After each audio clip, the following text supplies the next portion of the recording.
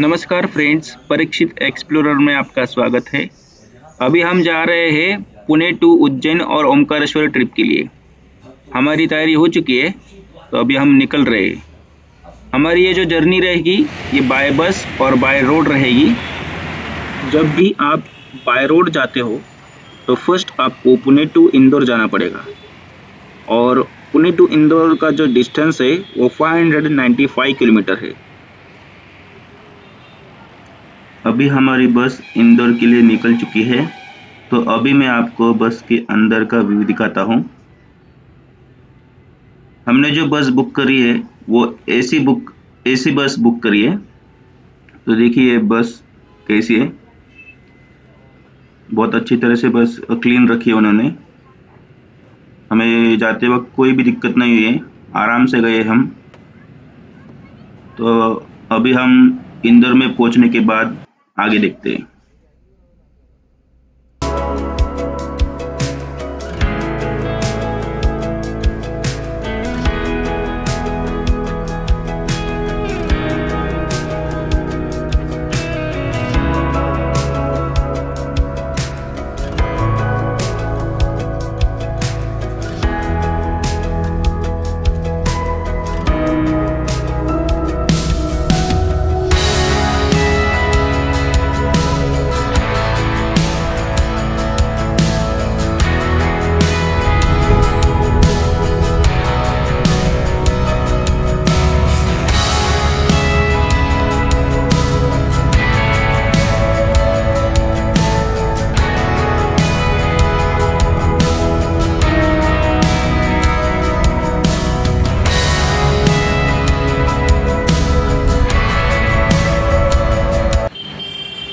अभी हम इंदौर पहुंच चुके हैं। इंदौर से आपको विजयनगर में नगर निगम ऑफिस के सामने से उज्जैन और ओमकारेश्वर के लिए बसेस अवेलेबल है। तो हमारी जर्नी ओमकारेश्वर के लिए स्टार्ट करने वाले हैं। तो चलिए देखते हैं। इंदौर टू ओमकारेश्वर की दूरी 83 किलोमीटर है। हमने ओमकारेश्वर के लिए रॉयल ट्रैवल्स बुक करी है। ये जर्नी 2 घंटे 30 मिनट की रहेगी। इंदौर से ओमकारेश्वर जाने के लिए सुबह से ही बसेस अवेलेबल होती है, या फिर आप उज्जैन भी जा सकते हो।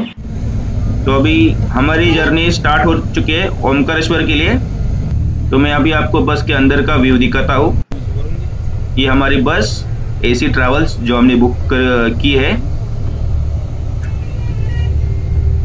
तो चलिए मिलते हैं ओमकारेश्वर में।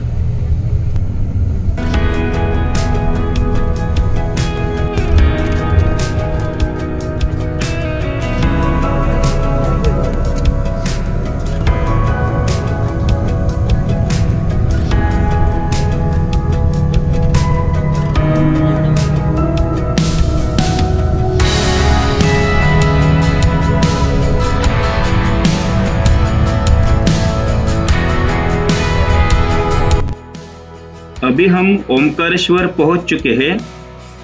ओमकारेश्वर में सबसे अच्छी रहने लायक जगह है संत गजानन महाराज संस्थान।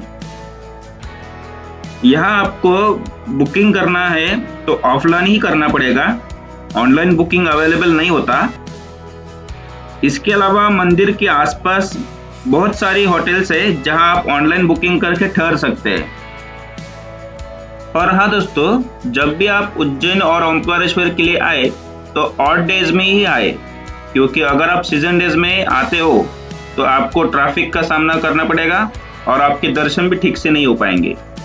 तो आप जब भी आओ ओमकारेश्वर और उज्जैन के लिए तो ऑड डेज में ही आए। हम जब ओमकारेश्वर के लिए सीजन डेज में आए हैं तो हमें इंदौर से ओमकारेश्वर पहुंचने के लिए 6 घंटे का समय लगा है, सिर्फ ट्रैफिक की वजह से। तो मैं आपको सजेस्ट करता हूँ जब भी आप ओमकारेश्वर आए तो आप सीजन डेज छोड़कर ऑड डेज में ही आए।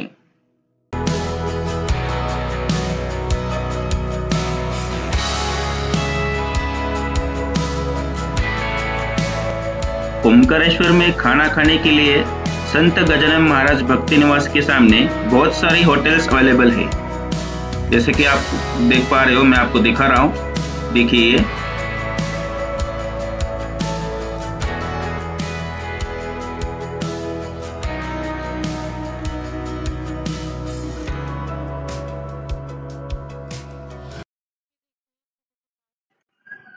अभी सुबह के 5 बजे है और हम ओमकारेश्वर ज्योतिर्लिंग के दर्शन करने के लिए निकले हैं। सुबह सुबह का वातावरण में बहुत ही फ्रेश और एनर्जेटिक लग रहा है। तो हम सभी दर्शन के लिए ब्रिज पे से जा रहे हैं। सुबह सुबह बोटिंग अवेलेबल नहीं होती।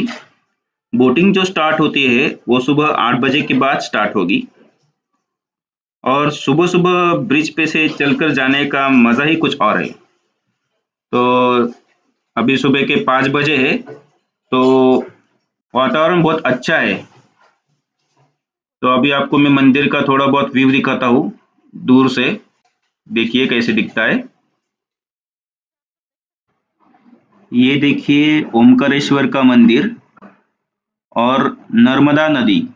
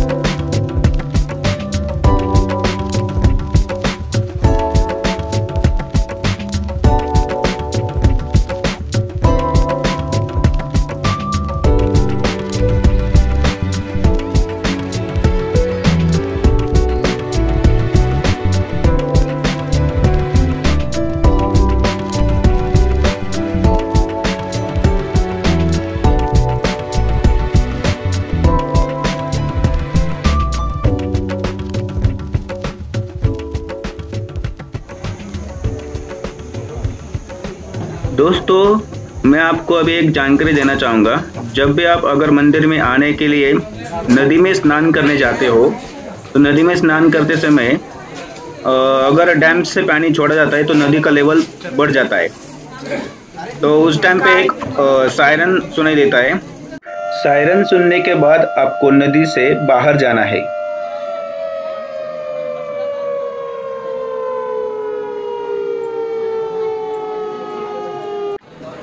दोस्तों, अभी मैं आपको दर्शन के लिए एक सजेशन देना चाहता हूँ। जब भी आप अच्छी तरह से दर्शन करना चाहते हो तो आपको अर्ली मॉर्निंग 4 बजे ही होटल से दर्शन के लिए निकलना पड़ेगा, क्योंकि सुबह सुबह भीड़ कम रहेगी और ज्योतिर्लिंग के दर्शन अच्छी तरह से हो जाते हैं।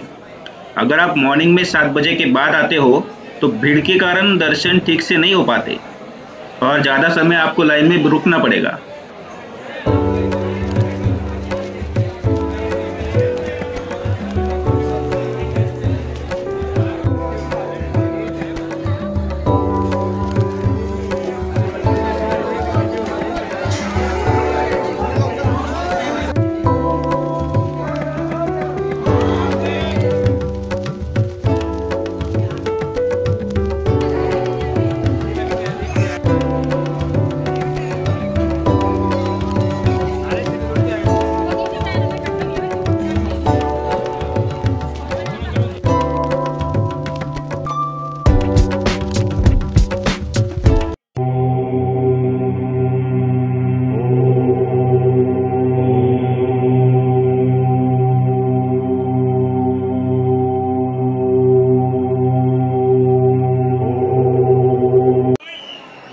अभी हमारे दर्शन अच्छी तरह से हो गए हैं।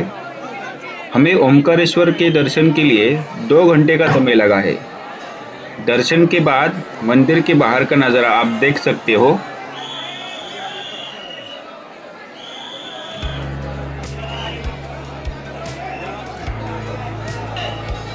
अभी मैं आपको ओमकारेश्वर के बारे में कुछ जानकारी बताना चाहता हूँ।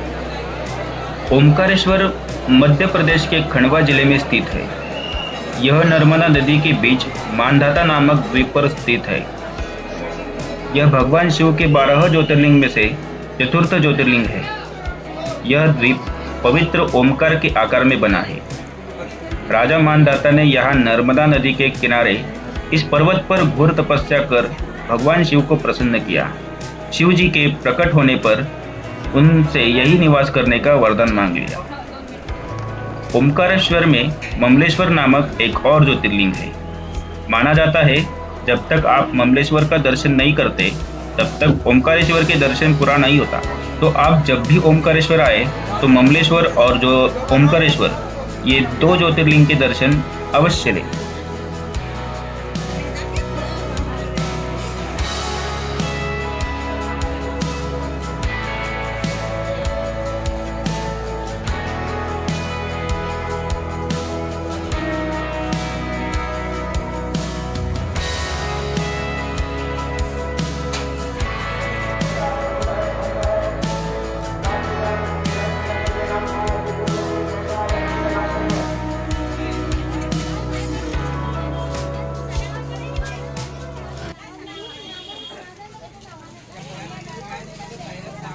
अभी हम ओमकारेश्वर के दर्शन करने के बाद ममलेश्वर ज्योतिर्लिंग के दर्शन करने के लिए आए हैं। ममलेश्वर ज्योतिर्लिंग का प्रांगण बहुत ही सुंदर और एनर्जेटिक है। ममलेश्वर ज्योतिर्लिंग की एक बात मुझे बहुत अच्छी लगी, यहाँ आप ज्योतिर्लिंग के दर्शन बहुत नज़दीक से कर सकते हैं और उन पर जल भी चढ़ा सकते हैं।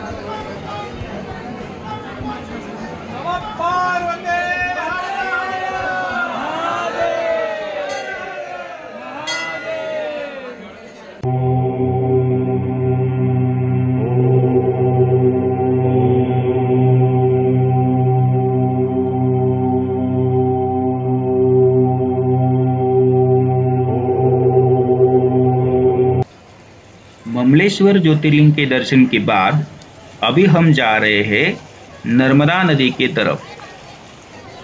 ओमकारेश्वर तीर्थ के साथ नर्मदा नदी का भी विशेष महत्व है। शास्त्र मान्यता के अनुसार यमुना नदी में 15 दिन का स्नान और गंगा नदी में 7 दिन का स्नान करने से जो फल मिलता है उतना ही पुण्य फल नर्मदा नदी के दर्शन मात्र से प्राप्त हो जाता है। तो हमने यहाँ पे नर्मदा नदी की दर्शन और पूजा की है।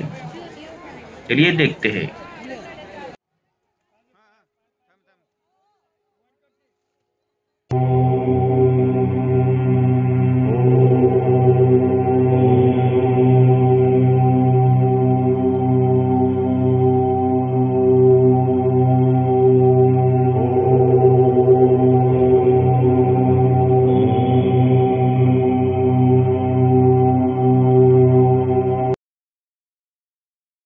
तो इस तरह से हमारी ओमकारेश्वर की जर्नी पूरी हो चुकी है। अगर आपको जर्नी अच्छी लगे तो चैनल को लाइक कीजिए, शेयर कीजिए और सब्सक्राइब कीजिए।